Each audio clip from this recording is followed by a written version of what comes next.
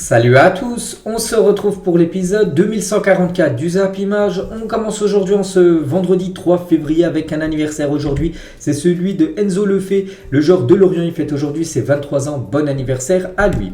On va parler maintenant de la Juventus Turin qui joue un quart de finale hier de Coupe d'Italie. C'était entre la Juve et l'équipe de la Lazio et la Juventus Turin s'est imposée 1-0 et du coup la Juventus obtient son billet pour les demi-finales de la Coupe d'Italie.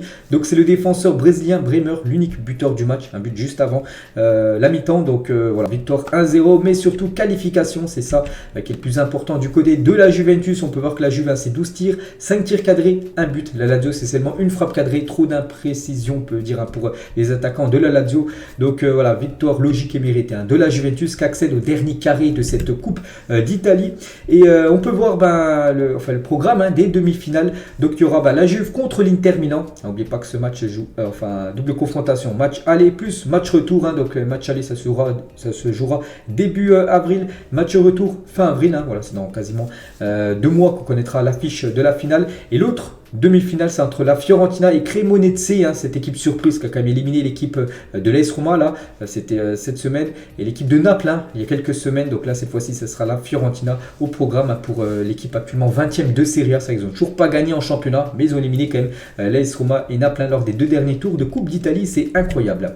Et toujours avec la Juventus, vu qu'on parlait de la Juve avec leur victoire, donc la Juventus pourrait perdre 20 points de plus au classement. Vous savez que déjà, ils ont pris moins 15 points, ils pourraient encore avoir moins 20 points. Donc pourquoi?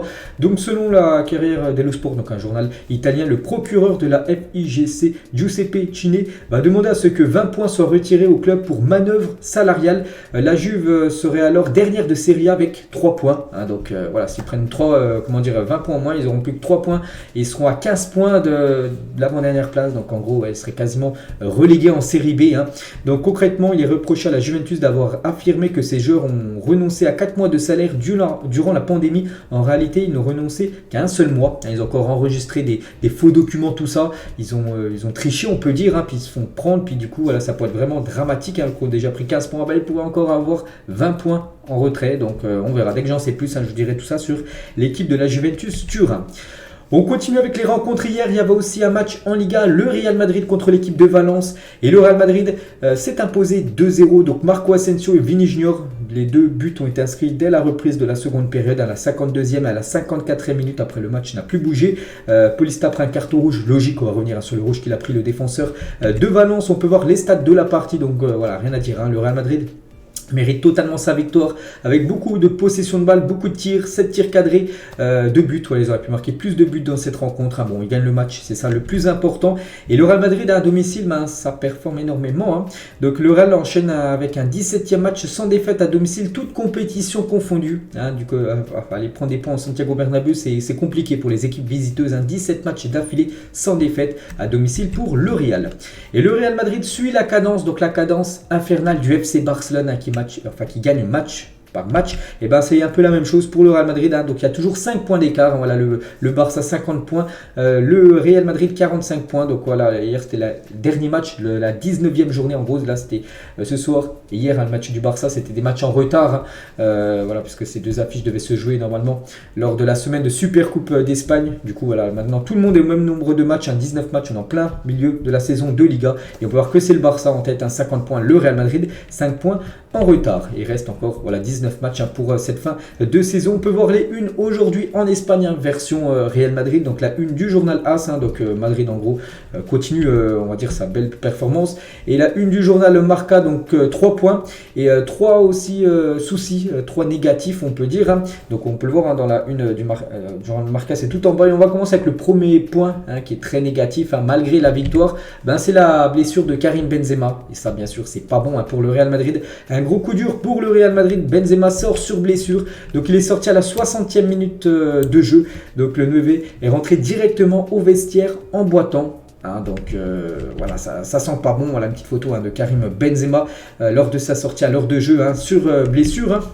Donc reviens vite Karim, parce que le Real Madrid là va jouer un match tous les 3 jours. Ils ont joué hier soir, ils jouent dès ce week-end, ils rejouent la semaine prochaine. Ils jouent tout le temps, ils jouent soit le week-end et après soit le mardi ou le mercredi, tout dépend, c'est de la Coupe du Roi, de la Ligue des Champions. Donc voilà, ça c'est un gros coup dur, on sait, pour le Real Madrid, surtout que le Real Madrid n'a pas d'autre numéro 9 de métier. Bon, ils ont Mario Diaz, mais bon, ils ne jouent jamais. Donc voilà, ça c'est un gros souci bien sûr pour l'équipe madrilène, la blessure de KB9. Et malgré sa sortie à la 60e minute sur blessure, Benzema est décisif sur les 2 buts avec 2 passes D en 2 minutes. J'ai dit 52e et 54e minute ont été les 2 buts inscrits par l'équipe du Real Madrid. Et sur ces 2 buts de Asensio et Vini Junior, c'est Benzema qui a été à la passe D.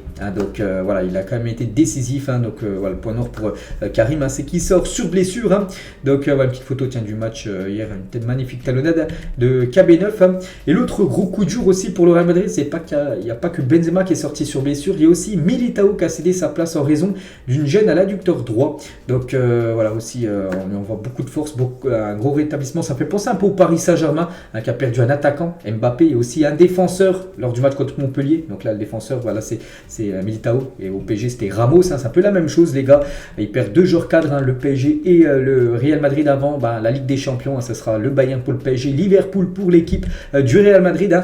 Donc à 2 semaines du choc en 8e de finale de Ligue des Champions face à Liverpool, c'est un énorme coup dur bien sûr pour l'équipe madrilène. 2 cadres, voilà, parce que les 2 sont toujours titulaires indiscutables du côté du 11 de départ d'Ancelotti. Et Ancelotti à la fin du match, donc il a réagi par rapport à ses blessures. La blessure de Militao est un peu plus grave que celle de Karim. Celle de Benzema semble plus légère, nous l'évaluerons demain. Bon, après ça, on se souvient de Galtier, ce qu'il avait dit du côté du PSG par rapport à Mbappé, oui, que ça semblait pas très grave. On va en parler juste après, que si c'est grave pour Kylian Mbappé. Et voilà, donc il dit que c'est pas, ça a l'air peut-être pas trop grave pour Benzema, il faut voir. De toute façon, c'est les médecins qui diront combien de temps il sera disponible. Et voilà, ils sont incertains bien sûr pour ce match contre Liverpool, ce match aller à Anfield. Donc Militao et Karim Benzema. Et l'infirmerie madrilène se remplit avec des incertitudes à 2 semaines du 8e de finale. Donc Alaba, Ferland Mendy, bon lui c'est sûr il n'est pas là, Vasquez, Benzema et Militao. C'est vrai qu'il y a quand même pas mal de cadres voilà, sur ces 5 là, il y en a quand même 4 qui sont tout le temps titulaires, Militao, Benzema, Mendy et Alaba. Donc Vasquez c'est plus un joueur voilà, qui peut dépanner, voilà, un super sub, mais voilà, c'est quand même un gros coup dur pour le Real Madrid avant ces matchs de Champions League et tous ces matchs importants. Lui il n'a pas été blessé, heureusement. C'est Vini Junior qui a pris un énorme tacle de la part de Gabriel Paulista, qui est pourtant un compatriote brésilien, les 2 sont brésiliens. Et Paulista, les gars, gros tacle qu'il a fait sur Vini Junior, ça a mérité directement un carton rouge, amplement mérité. Donc voilà, grosse force bien sûr à Vini Junior. On sait que souvent il prend des gros tacles, je crois que c'est le joueur qui subit le plus de tacles de foot depuis le début de la saison. Donc voilà, encore un joueur Paulista qui a voulu faire mal à Vini Junior. Heureusement il n'y a pas eu de blessure pour Vini. Donc quand il est sorti Paulista, on peut voir que Militao qui avait été qui était sur le banc parce qu'il était blessé, voilà, il est parti s'expliquer avec Paulista pourquoi il a fait ça. Voilà, pourquoi tu fais ce tacle là pour blesser un joueur, tout simplement. Et Thibaut Courtois, le gardien, a dit nous devons protéger Vini Junior. Il a dit également Thibaut Courtois. Donc Vini est un joueur habile. Les défenseurs ne savent pas comment le gérer. Ils n'aiment pas ça. Mais finalement, l'arbitre de ce soir a montré du courage et a réagi pour ses tacles. Donc avec un carton rouge. Voilà, parce que peut-être un autre arbitre peut-être aurait mis un jaune. Peut-être qu'il y a des arbitres qui n'auraient rien dit du tout. Voilà, l'arbitre hier a pris ses responsabilités. Il a mis un carton rouge direct à Paulista. Voilà, par rapport à cet attentat, on peut dire, qu'a subi Vini Junior. Et Vini Junior, toujours, on peut voir que c'est lui qui a été élu homme du match lors de cette rencontre hier. Donc félicitations au crack, Vini Junior. Et cette saison, donc il a été buteur, donc Asensio premier but, Vini le deuxième but. Et Vini Junior cette saison en Liga, c'est solide, 7 buts et 3 passes décisives depuis août dans le championnat espagnol. Et très belle stat pour l'ailier brésilien. Et hier il a disputé également son 200e match du côté du Real Madrid depuis qu'il est arrivé au club. Donc 50 buts, voilà, hier c'était son 50e but, toute compétition confondue bien sûr, et 37 passes décisives, donc voilà, décisives sur 87 buts en 200 matchs, quasiment un match sur 2 où il est décisif, on va dire, Vini Junior du côté du Real Madrid. Et des buts aussi très importants. On se souvient de son but en finale de Ligue des Champions saison dernière, lors de la victoire 1-0 contre Liverpool. Vini Junior, on peut voir sa hitmap En gros, plus c'est foncé, plus c'est rouge, plus il était présent. Donc on peut voir, voilà, souvent, bien sûr, on attaque son poste, ailier gauche. Donc voilà, bien sûr, une grosse activité pour Vini Junior. Et la story Instagram d'Hendrick, un grand copain de Vini Junior et un joueur du Real Madrid. Hendrick, il est prêté, maintenant on peut dire, il est prêté à Palmeiras, son club. Donc il rejoindra l'été prochain Hendrick, le Real Madrid. Donc il a mis ça, il a regardé le match de son équipe du Real Madrid. Et voilà, il a mis une petite photo de Vini Junior après son but, en train de célébrer ça avec les autres joueurs du Real. Et toujours avec Vini Junior, donc hier il a porté, je ne sais pas si vous avez remarqué, des crampons tout noirs. Pourquoi? Donc il porte des crampons noirs ce soir suite à sa rupture de contrat avec Nike. Je l'avais dit il y a quelques jours les gars qu'il en avait marre de Nike. Donc Vini considérerait que sa rémunération, en gros la paye que Nike lui verse, n'est plus à la hauteur de son niveau sportif et médiatique qui a grandement augmenté. Vu que maintenant voilà, il est ultra connu et il demandait un peu plus d'argent, tout ça, et Nike n'a pas voulu. Donc c'est pour ça, rupture pour lui, parce qu'on peut voir qu'il ne porte plus les crampons Nike, son ancien équipement. Donc sa collaboration avec Nike le bloque aussi dans les campagnes de publicité du Real Madrid dont le sponsor est Adidas. Vous savez que c'est les deux gros concurrents, Adidas et Nike. Donc du coup c'est pour ça qu'il devrait changer. Et je sais il y a quelques jours j'avais vu une info que Neymar essaierait de le convaincre de signer du côté de Puma pour devenir le nouveau équipementier pour Vini Junior. Donc voilà les gars, c'est pour ça qu'il a joué avec des crampons noirs hier, Vini, parce qu'il n'est plus en partenariat on va dire avec la marque américaine Nike.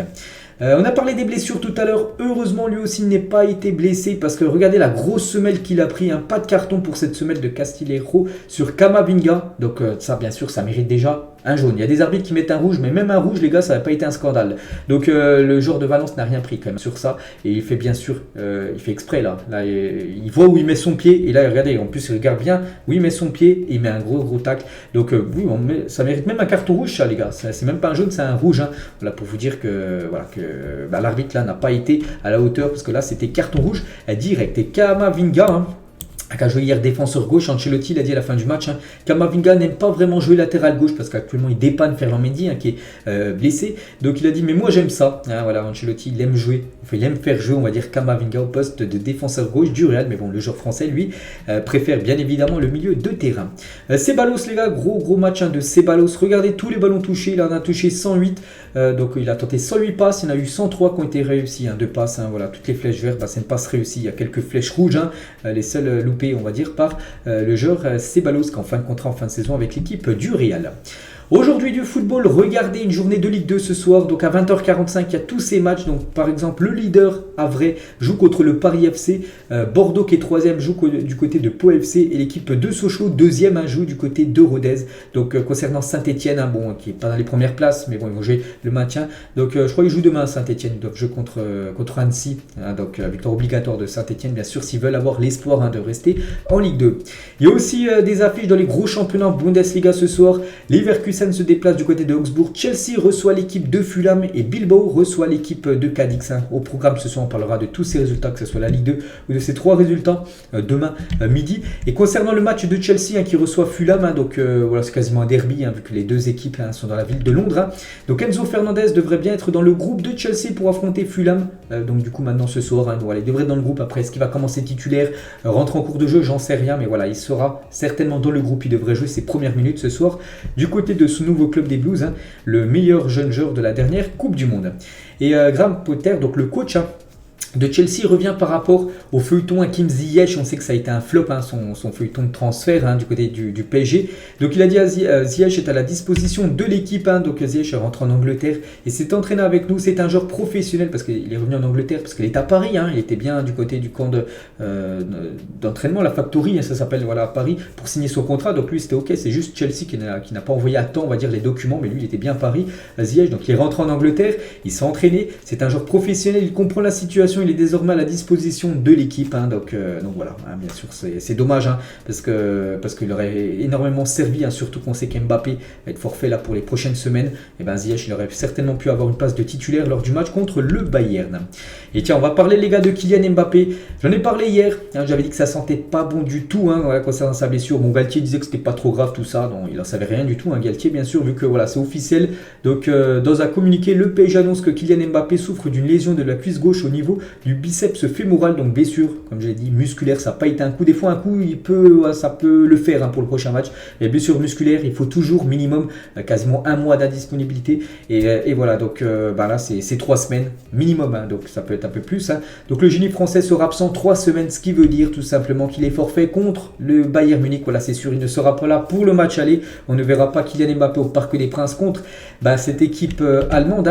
Donc il va louper déjà le match contre Toulouse ce week-end. Sûr, il n'est pas là. Contre Marseille en Coupe de France, il ne sera pas au Vélodrome. Contre Monaco, le dernier match de championnat, il sera un déplacement encore au Stade Louis II, son ancien club, il ne sera pas là. Contre le Bayern, il ne sera pas là. Et contre Lille, le match juste après du match contre le Bayern, il ne sera pas là. Il va louper comme 5 matchs. Et comme il y a des belles équipes comme Marseille, comme Monaco, Bayern, même Lille. Donc voilà, c'est comme un gros coup dur pour le PSG qui va enchaîner tous les 3 jours un match. Et voilà, en plus c'est des matchs importants, puis il ne sera pas là. Kylian Mbappé, bon, il est blessé, c'est comme ça, on lui souhaite bien évidemment un bon rétablissement. Donc en revanche, il devrait être de retour pour le match retour face au Bayern. Bien sûr, si sa blessure se rétablit bien, donc voilà, bon, en espérant le voir au moins pour le match retour, Kylian.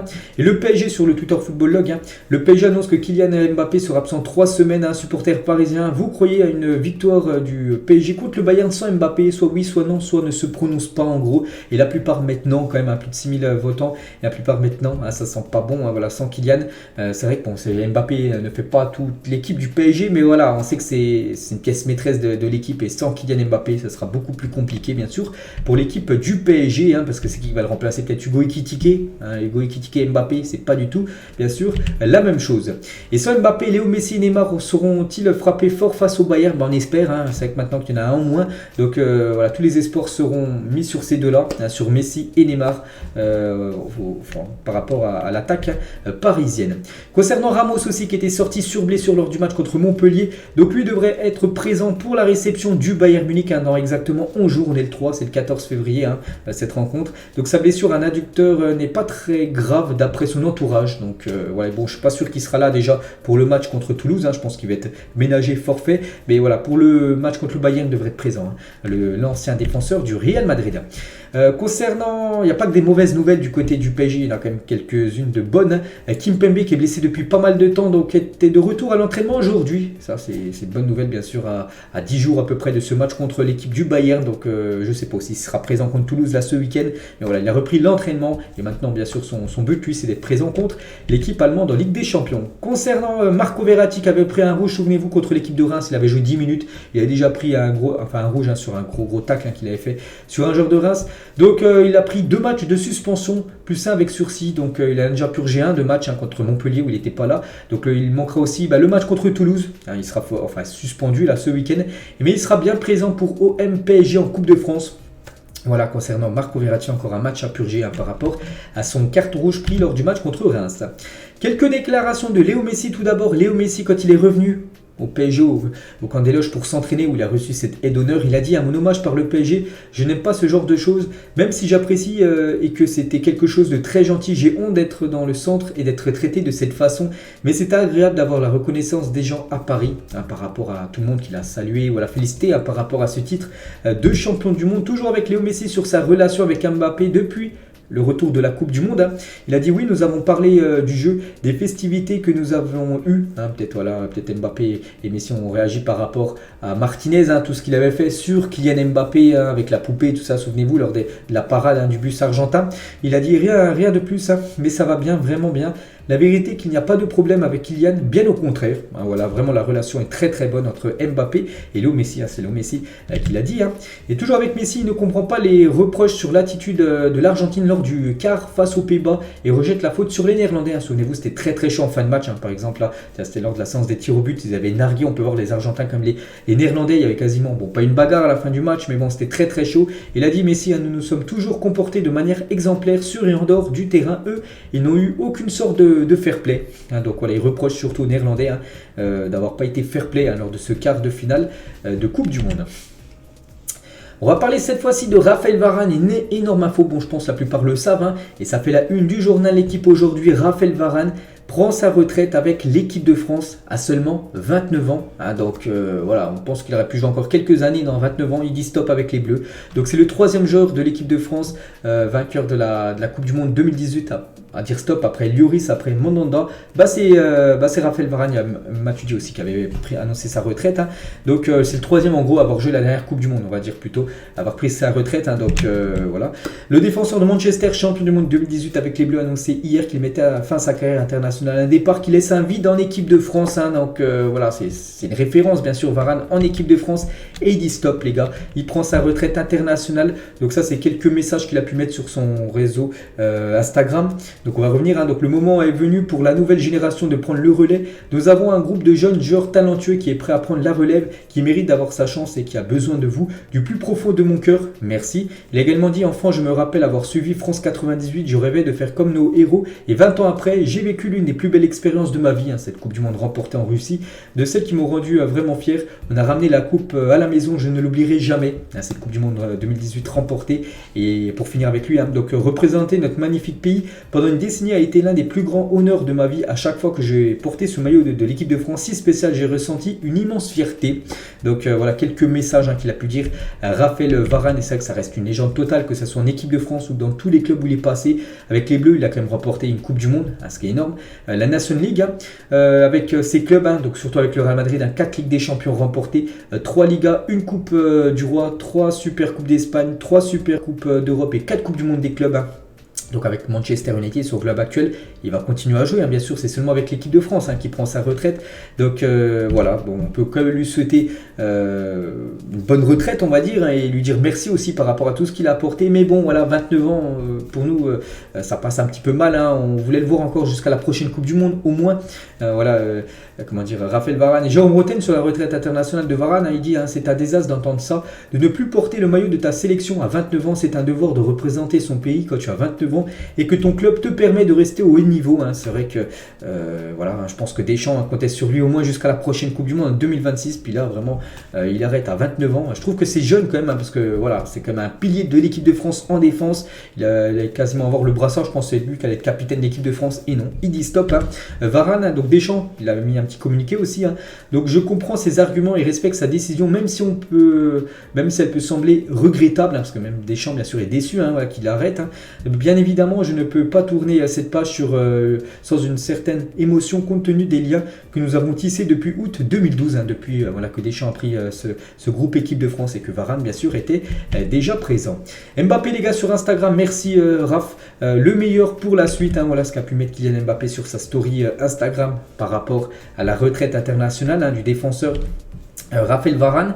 Et avec la retraite internationale de Varane, qui voyez-vous s'installer durablement en équipe de France pour le futur? Voilà des noms comme Saliba, Upamecano, Konaté, Disasi, Fofana, Simakan. C'est vrai que le futur de l'équipe de France en défense c'est bon, on va dire c'est bon pour le futur, parce que voilà, peut-être les remplaçants de Varane, mais bon, on est quand même déçu qu'ils prennent sa retraite, je trouve, trop tôt, à 29 ans, à 35 ans par là, ok, mais voilà, 29 ans, on pense qu'il aurait pu bien sûr apporter encore énormément aux Bleus. Et du coup, Lloris, retraite internationale, Varane, retraite internationale aussi, donc Mbappé, le nouveau capitaine de l'équipe de France, il y a de fortes chances, ça va se jouer certainement entre lui ou Antoine Griezmann, ça sera un des deux, certainement, le futur capitaine des Bleus, et je pense que Mbappé a les épaules pour porter bien sûr ce brassard de capitaine.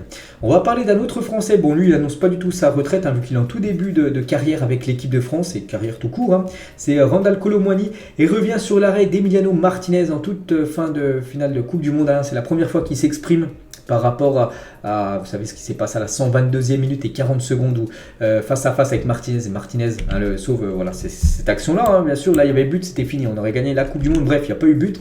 Je la regarde encore souvent, cette action, je l'ai encore en travers de la gorge, et je pense que je l'aurai à vie. Voilà, il va certainement se souvenir toute sa vie de cet échec. Bon, c'est comme ça, il a fait ce qu'il fallait, de toute façon il a tiré, puis malheureusement, malheureusement pour nous, et heureusement on va dire pour l'Argentine, il y a eu ce qui s'est passé, c'est que la France, les gars, ça s'est joué à rien lors de cette finale de la Coupe du Monde 2018 ou même, 2022 bien sûr, et lors de cette finale aussi 2016 lors de l'Euro, où le ballon de Gignac touchait le poteau, là ça aurait fait par exemple poteau rentrant, voilà, certainement la France aurait gagné cet Euro 2016, mais bon, avec des si bien sûr.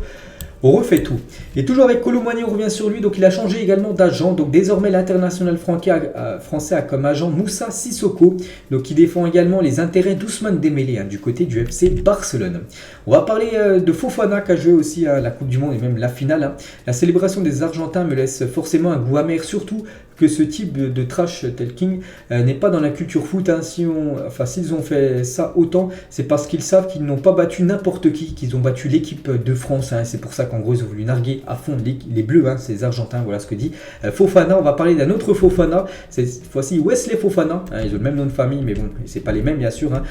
Pour l'instant, joue côté de Monaco, l'autre joue du côté de Chelsea. Et Wesley, il a dit un jeune, j'attendais l'OM. C'est le rêve pour moi, j'attendais, mais ils sont jamais arrivés. Cette équipe de Marseille pour le recruter. À un moment donné, j'ai dû prendre une décision. J'ai signé à Saint-Etienne un contrat aspirant. J'avais un peu d'argent et je suis rentré dans le bain. Voilà, le bain, on va dire, du football professionnel. Il a également dit, quand je suis arrivé à la Saint-Etienne à 14 ans, il y avait une clause qui disait que j'étais payé qu'à partir de 15 ans. Mes parents ne pouvaient pas m'envoyer d'argent. Tout le monde avait des paires, en gros des paires de chaussures.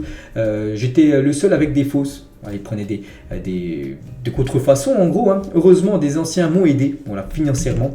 Et toujours avec Fofana, j'ai fait beaucoup de détections: Monaco, Toulouse, Auxerre, Nice, Montpellier, Marseille, Lyon, Saint-Etienne. Il a fait beaucoup de détections pour essayer de signer dans une équipe pro. Je suis allé au centre de formation de Monaco, Nice. Ils ont tous dit non, sauf Saint-Etienne, qui était le seul club à vouloir accepter et surtout donner une chance à Wesley Fofana. Puis ils ont bien fait, bien sûr, Saint-Etienne, vu qu'il a performé à Saint-Etienne. Maintenant, c'est un joueur quand même de l'équipe de Chelsea. On va parler d'Azdine Ounahi et Vitinha ont officiellement été présentés à la presse sous leurs nouvelles couleurs du côté de Marseille. C'était hier du côté du Vélodrome. Ils ont été présentés dans leur nouveau jardin, bien sûr, le stade Vélodrome. Et Ounahi, qui était en conférence de presse hier avant le match, n'oubliez pas que Marseille joue contre Nice ce week-end, c'est très très chaud. Et il a dit, j'ai choisi l'OM, c'est le plus grand club en France, un grand club en Europe, j'ai choisi l'OM parce que c'est un vrai club. Voilà pourquoi il a pris cette décision de rejoindre l'OM. Toujours avec lui, il a dit, dès qu'il est arrivé au Qatar, Amin Harit m'a dit direct, il faut que tu viennes à l'OM. Il m'a bien parlé du groupe, du club, de la ville, c'est un frère pour moi. J'ai hâte qu'il revienne et de jouer avec lui. Il a eu un vrai rôle sur ce transfert. Donc Amin Harit quasiment s'est mis en mode agent lors de la Coupe du Monde, mais il n'a pas joué la Coupe du Monde vu qu'il est toujours blessé, on sait, mais il est venu avec le groupe et le staff du Maroc pour suivre bien sûr cette magnifique Coupe du Monde des Marocains. Puis il a vraiment conseillé à Azdine Ounahi de signer du côté de Marseille. Donc Marseille peut aussi remercier énormément bien sûr Amin Harit qui a vraiment eu un rôle quasiment d'agent dans la signature de Azdine Ounahi. Toujours avec Ounahi, quand je suis entré hier, donc c'était avant-hier, je n'avais aucun stress lors du match contre Nantes, on a pu le voir vu qu'il a été en plus buteur. On joue au foot pour prendre du plaisir, je suis venu ici à l'OM car il y a un public magnifique, jouer devant 60 000 personnes, c'est ce qu'on veut. Donc il va certainement jouer ce week-end contre l'équipe de Nice. Et là, il annonce 60 000 personnes. Il y aura bien même encore plus de monde parce qu'une influence record est attendue au Vélodrome ce dimanche pour la réception de Nice. Plus de 65 000 spectateurs vont venir pour cette rencontre. Donc actuellement, le match où il y a eu le plus de monde cette saison en championnat, c'était OM Ajaccio. En plus, Marseille s'est incliné, je crois, 2-1 contre les Corses. Donc cette influence devrait être battue cette saison avec OM Nice prévu ce dimanche soir. Donc il devra y avoir plus de 65 000 supporters du côté du Vélodrome. Toujours avec Marseille, Longoria les gars, par rapport à ses transferts, Marseille a beaucoup dépensé quand même sur ce dernier mercato. Sur la situation financière, ce n'est pas qu'on a changé de dimension, on fait avec les moyens qu'on a, avec une situation économique qu'on a stabilisée, d'avoir la même avant et après le mercato, et on a renforcé l'équipe. En gros, il dit que les finances se porte très très bien du côté de Marseille. C'est pour ça que Marseille a pu investir quasiment plus de 50 millions d'euros quand même sur le mercato hivernal, 30 sur Vitinha, 10 sur Malinovski, 10 sur Ounahi. Donc ils ont quand même pas mal dépensé, surtout pour un mercato hivernal, mais il dit que les finances sont toujours dans le vert. Ils ont recruté énormément parce qu'il y avait les moyens de le faire. Et toujours avec Longoria, ce n'est pas l'intention de penser au titre. Ce qu'on a dans la tête, c'est gagner match après match. Les messages à faire passer sont importants. Il faut rester humble. Donc voilà ce qu'il dit, bien sûr, même si elles sont toujours au contact de l'équipe du PSG, il dit que le championnat reste encore très long avant la fin et que voilà, ça joue match par match et on verra à la fin bien sûr si le titre est possible. Bien sûr pour l'équipe de Marseille, le titre actuellement est possible, ils sont seulement à 5 points de la première place. Chancel Mbamba, par rapport à son arrivée à l'OM, il a dit: le président de Longoria m'appelle, moi je n'y crois pas. Il active la vidéo et là-haut il me dit qu'il a besoin de moi. J'ai répondu: président, c'est bon. Pour l'ancien joueur de Porto, il a dit dès qu'il a vu que Marseille était intéressé, il était directement déjà content, puis il a directement dit oui à Longoria.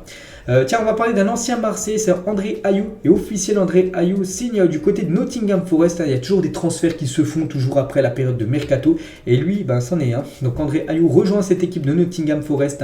Il est quand même la 30e recrue du club cette saison. Donc cette saison, c'est depuis août dernier. 30 nouveaux joueurs sont arrivés à Nottingham Forest. C'est incroyable. Ils peuvent faire 3 équipes. C'est complètement fou. Cette équipe de Nottingham. Donc voilà, André Ayew sous ses nouvelles couleurs de Nottingham Forest.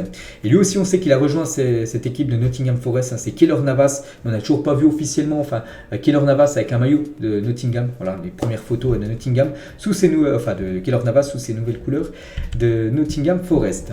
Lui aussi sous ses nouvelles couleurs, c'est Marcel Sabitzer, un nouveau joueur de Manchester United et son agent. Il a dit il est la personne la plus désagréable à côtoyer lorsqu'il ne joue pas. C'est qu'il jouait très très peu du côté du Bayern et voilà, il n'aimait pas du tout ça, ne pas jouer.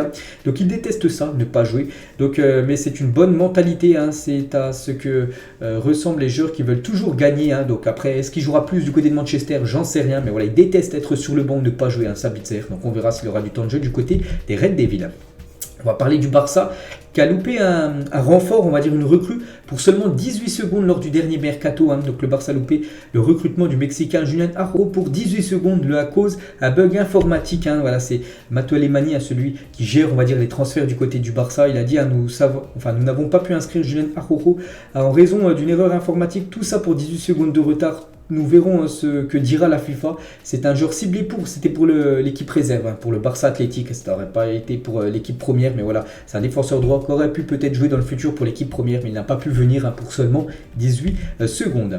Des nouvelles, les gars, de Disco. Du coup, son transfert du côté d'Union Berlin a capoté dans les dernières heures où il devait rejoindre cette équipe. Donc actuellement, il est agent libre, c'est-à-dire il peut s'engager où il veut. Actuellement, il n'a pas de club, Isco. Et c'est Everton, les gars, qui s'intéresse à Isco, libre de tout contrat depuis la résiliation de ce contrat avec l'équipe de Séville. Ben Chilwell fait partie des cibles de Manchester City cet été pour le poste d'arrière gauche. On sait que City doit lâcher, Chelsea doit lâcher des joueurs et il s'intéresse à, City s'intéresse à Chilwell pour devenir le nouveau défenseur gauche de leur équipe. Officiel, Matteo Darmian prolonge jusqu'en juin 2024 plus une année en option du côté de l'Inter Milan. Donc félicitations à lui.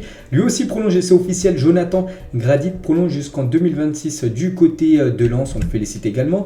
Lui, c'est bien parti pour que ça soit aussi officiel, sa prolongation. Donc tout est bouclé pour la prolongation de Martinelli. Voilà, jusqu'en juin 2027. Arsenal va maintenant s'occuper des dossiers Saka et Saliba pour aussi prolonger, bien sûr, ces deux pépites du côté des Gunners. Lui aussi, ça sent bon, sa prolongation, c'est Giroud, qui est en fin de contrat là, au 30 juin 2023. Et Giroud devrait prolonger son contrat avec l'AC Milan la semaine prochaine. Le Français va signer une année supplémentaire jusqu'en juin 2024 du côté de l'Italie. On va parler du nouveau coach de l'équipe de l'Ajax. Vous savez que l'ancien coach a été licencié par rapport aux mauvais résultats de l'Ajax Amsterdam.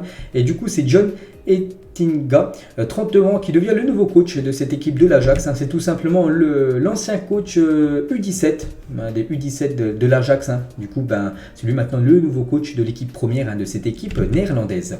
Rui Costa, président du Benfica, sur le départ d'Enzo Fernandez. Nous avons perdu un grand joueur, oui, mais nous n'allons pas pleurer pour un joueur qui ne veut pas être à Benfica. Ici, nous ne voulons que des joueurs qui respectent le Benfica. Donc voilà, le Benfica sont déçus de perdre Enzo Fernandez, mais voilà, ils se disent, si le joueur ne voulait pas rester, qu'il parte. Et puis le Benfica, c'est tout bénéf pour eux, vu qu'ils récupèrent bien évidemment une énorme somme d'argent par rapport au montant du transfert. Et Chelsea, les gars, donc les Blues sont dans l'obligation de se qualifier pour la prochaine Ligue des Champions, au risque d'être sanctionnés par le fair play financier. Pour rappel, Chelsea a déboursé 610 millions d'euros sur le marché des transferts entre l'été dernier et cet hiver. Et du coup, n'oublie pas que le fair play financier, il faut aussi rentrer beaucoup d'argent, bien sûr, dans les comptes du club. Et une qualification Ligue des Champions, ça va te faire rentrer beaucoup d'argent. C'est pour ça que Chelsea doit se qualifier en Ligue des Champions. S'il n'y a pas de qualification en LDC, ce sera peut-être l'Europa League pour eux. Ils sont quand même 10e actuellement du championnat. Et ce serait une catastrophe, parce que niveau fair play financier, ils seraient dans le rouge. Et ça sentirait très très mauvais, on peut dire, pour l'équipe des Blues. Et Chelsea, les gars, regardez les 18 recrues qui ont signé au club. Donc l'hiver dernier et l'été dernier. Voilà, tous ces joueurs sont arrivés à Chelsea là, lors des 2 derniers mercato. C'est complètement fou, tout ce qu'a investi Chelsea avec des montants complètement fous. 2 joueurs ont dépassé les 100 millions d'euros. Donc Mudryk, un bonus compris, et Enzo Fernandez. Sinon, il y a des joueurs qui ont coûté très cher comme Wesley Fofana, 70, Cucurella, 65, Sterling. Je crois que c'est également au moins 60 millions d'euros. Donc voilà, complètement fou cette équipe de Chelsea. 9 des 10 plus grosses recrues de ce mercato viennent de clubs de première ligue. La seule exception, Vitinha à l'OM, sacrément sur déjà les 10 recrues les plus chères du dernier mercato. Il y en a 5 quand même qui sont arrivés du côté de Chelsea. Donc Enzo Fernandez, Mudryk, les deux premiers, Badiachil, Madueke et Malo Gusto. Donc sinon tous les autres joueurs, c'est des joueurs de première ligue à part le numéro 7, Vitinha, enfin le classement classé 7ème, Vitinha avec 32 millions d'euros que Marseille a déboursé à l'équipe de Braga. Et on finit les gars cet épisode et toujours avec les transferts, tout ça. Donc les clubs qui ont le plus dépensé sur le marché des transferts lors du 21e siècle. Donc Chelsea a tout explosé avec plus de 3 milliards d'euros déboursés. Donc voilà, 3 milliards d'euros déboursés au 21e siècle, c'est énorme. Deuxième, c'est City, 2 milliards 510 millions d'euros. Et troisième, Barcelone, plus de 2 milliards 430 millions d'euros. Donc souvent on dit le PSG, c'est l'équipe qui dépense le plus. Non, le PSG a bien descendu, c'est que le PSG a énormément dépensé, on se souvient, lors de l'année 2017 avec Neymar et avec Mbappé, les deux. Combiné, c'était plus de 400 millions d'euros. Mais voilà, après le PSG s'est beaucoup calmé comme ces dernières années à niveau investissement, à niveau joueur par rapport. Maintenant, ils sont seulement 9e le PSG. Voilà. Il y a beaucoup d'équipes qui sont plus dépensé quand même. L'Inter Milan, les gars, l'Inter a plus dépensé quand même que le PSG sur les dernières années. Même là, Juventus Turin. Donc voilà, une petite info concernant les dépenses sur le mercato. Donc voilà les gars, ce qu'il y a à dire aujourd'hui. J'espère que ça vous a plu. On se retrouve ce soir pour le prochain numéro. Bonne journée à vous et à ce soir.